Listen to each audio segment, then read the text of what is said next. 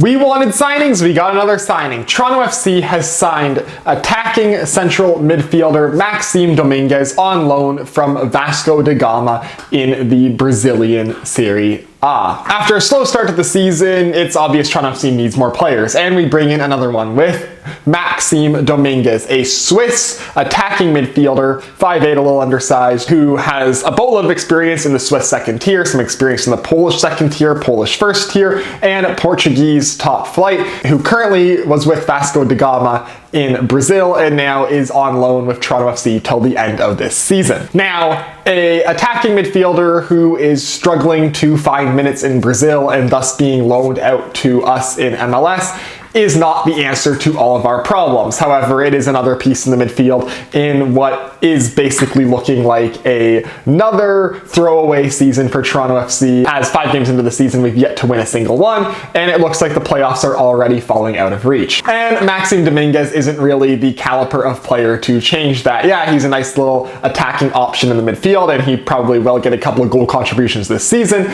but this isn't a designated player number 10. This isn't a groundbreaking attacking midfield signing who's going to revolutionize your midfield. This is a guy who will probably be competent in an attacking midfield role, but in terms of career past and trajectory, it's looking more like an Edgar Akeche over a Victor Vasquez. What I'm saying is this is a guy who will get minutes in MLS and we'll probably remember him being around, but he's not a groundbreaking signing in Major League Soccer. And it's another signing that's hard to get excited about because it really is a signing that is very emblematic of this season and for the past couple seasons of Toronto FC. And it's another loan signing in this season, which adds him to Ola Brynhildsen and Theo Corbeanu, where every single signing Toronto FC has made this season, with the exception of Zayn Monlouis, is a loan signing for the season, which all comes back to Lorenzo Insigne. Because this isn't the Maxime Dominguez signing video, this is let's talk about Lorenzo Insigne. Wait, I've already done that bit. But in all honesty, this is the reality of Toronto FC while the Lorenzo Insigne contract still looms over us. He signed until the end of next season, and we can't build our team around a new designated player while Insigne is here. And so in the meantime,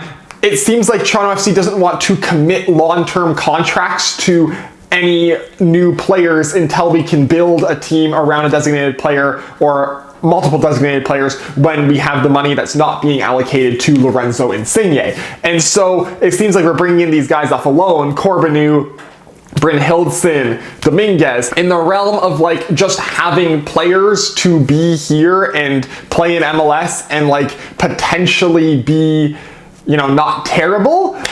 Well, we're just waiting for the Insigne contract to run out and then we can start building the team. Because all the signings we've made this season, Monlouis is young, 21 years old. Okay, so like that's a signing for the future. But then Corbeanu, Brynhildsen, and now Dominguez, all loan signings for the year. It's very obvious the front office doesn't want to allocate future allocation money to these players because we don't know what we're going to build around once Insigne is gone, and it's very obvious this team wants to build around a designated player post Lorenzo Insigne. And so where does that leave us until Insigne leaves? Bringing in unwanted pieces from around the world and, you know, just kind of sitting around waiting for Insigne to be gone. Because the reality is, for you to be competitive in Major League Soccer in the current era, you have to perfectly utilize all your U22 initiative spots and designated player spots to the best of your abilities. And with Lorenzo Insigne sitting there and taking up a designated player spot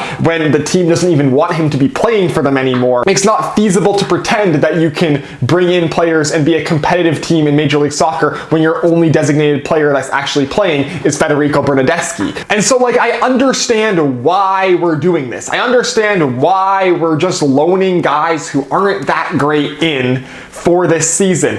It just is so demoralizing, and it makes me sit there and go like, what's even the point of watching Toronto FC this season? Like, since we got Lorenzo Insigne, it quite literally has just been sit around and wait for his contract to be over, and it's literally destroyed this club. And with no relegation in Major League Soccer, there's no urgency. It's just we know we can't be competitive with this guy taking up our designated player spot, and so we're just gonna wait it out.